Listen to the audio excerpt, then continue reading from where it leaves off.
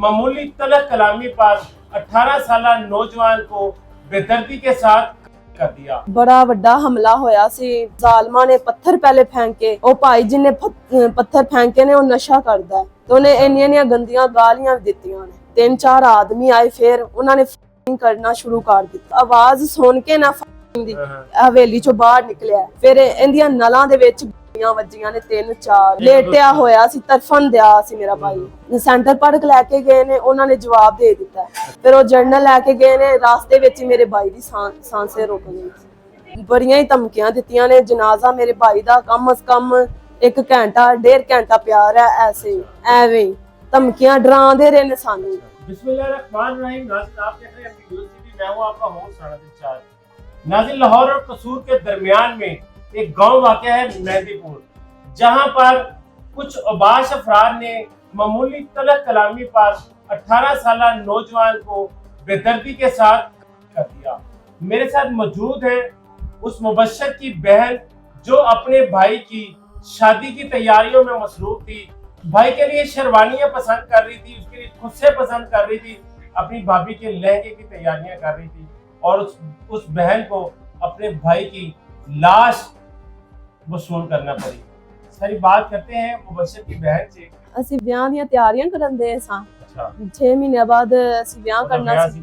ਹਾਂਜੀ, ਵਿਆਹ ਕਰਨਾ ਸੀ, ਉਹਦੀਆਂ ਤਿਆਰੀਆਂ ਦੇ ਵਿੱਚ ਸਾਂ। अच्छा, ਸ਼ਰਵਾਨੀਆਂ ਵਗੈਰਾ ਖਰੀਦਣ ਦੇ ਸਾਂ ਤੇ ਨਾਲੇ ਖੁੱਸੇ ਵਗੈਰਾ ਭਾਈ ਦੀ ਸ਼ੋਪਿੰਗ ਕਰਨ ਦੇ ਸਾਂ, ਨਾਲੇ ਖੁਦ ਸ਼ੋਪਿੰਗ ਕਰਨ ਦੇ ਸਾਂ ਅਸੀਂ ਆਪ ਦੀ। ਤੇ ਸਾਨੂੰ ਨਹੀਂ ਸੀ ਪਤਾ ਇਹ ਹਮਲਾ ਹੋ ਜਾਣਾ। ਜ਼ਾਲਮਾਂ ਨੇ ਮੇਰੇ ਭਾਈ ਤੇ ਬੜਾ ਸਖਤ ਹਮਲਾ ਕੀਤਾ ਤੇ ਸਾਨੂੰ ਇਸ ਹਮਲੇ ਦਾ ਜਵਾਬ ਚਾਹੀਦਾ ਹੈ, ਨਾਲੇ ਇਨਸਾਫ ਚਾਹੀਦਾ ਹੈ ਮਰੀਮ ਨਵਾਜ਼ ਕੋਲ। ਬੜਾ ਵੱਡਾ ਹਮਲਾ ਹੋਇਆ ਸੀ। ਜ਼ਾਲਮਾਂ ਨੇ ਪੱਥਰ ਪਹਿਲੇ ਫੈਂਕੇ ਮੇਰੇ ਭਾਈ ਦੇ ਉੱਤੇ।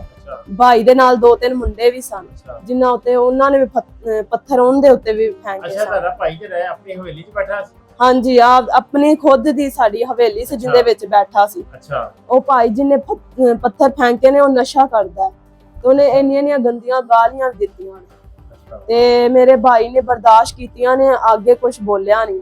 ਬਾਜੀ, ਇਹ ਸਾਰੀਆਂ ਗੱਲਾਂ ਦਾ ਤੁਹਾਨੂੰ ਕਿਸ ਤਰ੍ਹਾਂ ਪਤਾ? ਮੈਂ ਖੁਦ ਦੇਖੀਆਂ ਨੇ। ਅੱਛਾ, ਤੁਸੀਂ ਉਸ ਮੌਕੇ ਤੇ ਚਸ਼ਮਦੀਦ ਗਵਾਹ ਵੀ ਹੋ? ਜੀ ਬਿਲਕੁਲ, ਮੈਂ ਦੇਖ ਨਹੀਂ ਪਈਆਂ ਸਾਰਾ ਕੁਝ ਵਾਕਿਆ, ਲੇਕਿਨ ਮੈਂ ਖੁਦ ਵੀ ਖਾਮੋਸ਼ ਸਾਂ। ਮੇਰਾ ਭਾਈ ਨਹੀਂ ਸੀ ਬੋਲਣ ਦਿਆ, ਫਿਰ ਮੇਰਾ ਵੀ ਹੱਕ ਨਹੀਂ ਸੀ ਬਣਦਾ ਕਿ ਮੈਂ ਵੀ ਬੋਲਾਂ। ਇਸ ਵਾਕਿਏ ਤੇ ਮੈਂ ਗਵਾਹ। ਉਸ ਤੋਂ ਬਾਅਦ ਸਾਰੇ ਆਪਣੇ ਆਪਣੇ ਘਰ ਚਲੇ ਗਏ ਨੇ ਵੀ ਇਹ ਨਸ਼ਾ ਕਰਦਾ ਹੈ, ਇਹਦਾ ਦਿਮਾਗ ਖਰਾਬ ਹੈ। लेकिन उस तो बाद इन्होंने दोबारा फिर आदमी आया है ते गालियां वगैरह कढ़ना शुरू कर दी। दोबारा फिर आके हम सारे ने सुलह कराई, फिर दोबारा आ गए। दोबारा आ गए। एक दोबारा कितने बजे गल है? दोबारा आधे घंटे बाद दी गल है।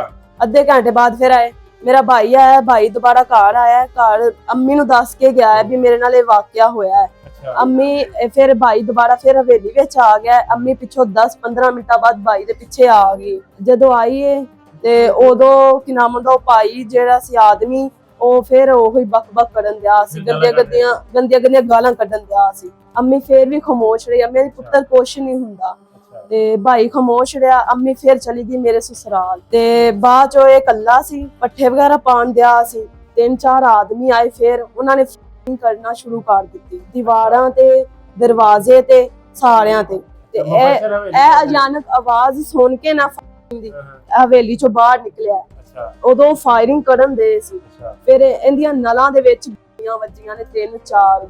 ਅੰਮੀ ਨੂੰ ਜਦੋਂ ਆਵਾਜ਼ ਦਾ ਪਤਾ ਚੱਲਿਆ, ਅੰਮੀ ਮੇਰੇ ਸਸੁਰਾਲ ਘਰੋਂ ਵਾਪਸ ਆਈ ਹੈ ਤੇ ਉਦੋਂ ਦੇਖਿਆ ਇਹ ਥੱਲੇ ਲੰਮੇ ਪਿਆ ਸੀ, ਲੇਟਿਆ ਹੋਇਆ ਸੀ, ਤਰਫਨ ਦਿਆ ਸੀ ਮੇਰਾ ਭਾਈ। ਹਾਂਜੀ ਹਾਂਜੀ, ਬਿਲਕੁਲ ਤਰਫਨ ਦਿਆ ਸੀ। ਇਹਦੇ ਕੋਲ ਜਿਹੜੇ ਆਦਮੀ ਖੜੇ ਸਨ ਉਹ ਉਦੋਂ ਮੌਜੂਦ ਨਹੀਂ ਸਨ, ਇਹ ਇਕੱਲਾ ਸੀ ਖਾਲੀ। ਉਹ ਆਦਮੀ ਨੱਸ ਗਏ ਨੇ ਕਰਕੇ।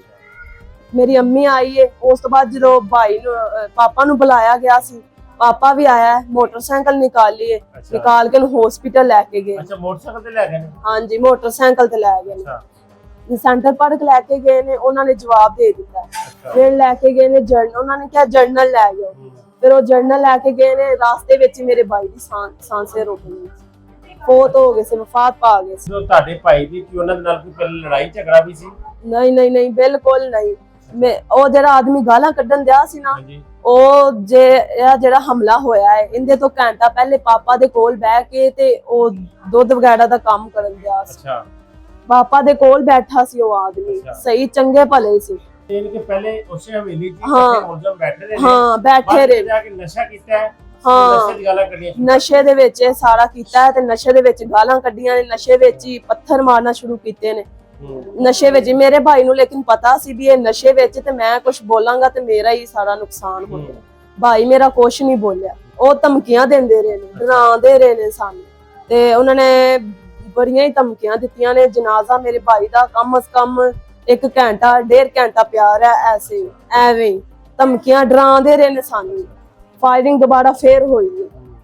ਇਹਨਾਂ ਧਮਕੀਆਂ ਦਾ ਡਰ ਦਾ ਸਾਨੂੰ ਹਾਲੇ ਵੀ ਖੌਫ ਹੈ, ਲੇਕਿਨ ਅਸੀਂ ਵੀ ਹਮਲਾ ਕਰ ਸਕਦੇ, ਲੇਕਿਨ ਅਸੀਂ ਕਰਦੇ ਨਹੀਂ ਪਏ। ਸਾਨੂੰ ਬਸ ਸਾਡੇ ਭਾਈ ਦਾ ਅੱਜ ਕਤਲ ਹੋ ਗਿਆ, ਸਾਨੂੰ ਇਹਦੇ ਵਾਸਤੇ ਮਰੀਮ ਨਵਾਜ਼ ਕੋਲੋਂ ਇਨਸਾਫ ਚਾਹੀਦਾ। ਸਾਨੂੰ ਇਨਸਾਫ ਚਾਹੀਦਾ ਹੈ। ਅਗਰ ਸਾਨੂੰ ਇਨਸਾਫ ਨਾ ਮਿਲਿਆ ਅਸੀਂ ਹਰ ਇੱਕ ਦੇ ਦਰਵਾਜ਼ੇ ਤੇ ਜਾ ਕੇ ਇਨਸਾਫ ਮੰਗਾਂਗੇ।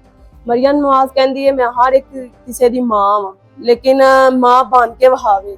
ਅਸੀਂ ਉਹਨਾਂ ਮਰੀਮ ਨਵਾਜ਼ ਦੇ ਵੀ ਦਰਵਾਜ਼ੇ ਤੇ ਜਾਵਾਂਗੇ ਇਨਸਾਫ ਮੰਗਣ ਲਈ। ਇਨਸਾਫ ਉਦੋਂ ਵੀ ਨਾ ਸਾਨੂੰ ਮਿਲਿਆ ਅਸੀਂ ਖੁਦ ਨੂੰ ਅੱਗ ਜਲਾ देंगे।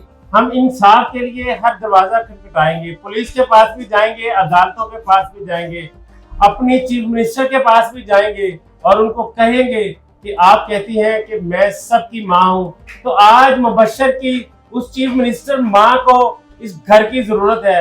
मुबश्शिर को इंसाफ दिलाने की जरूरत है।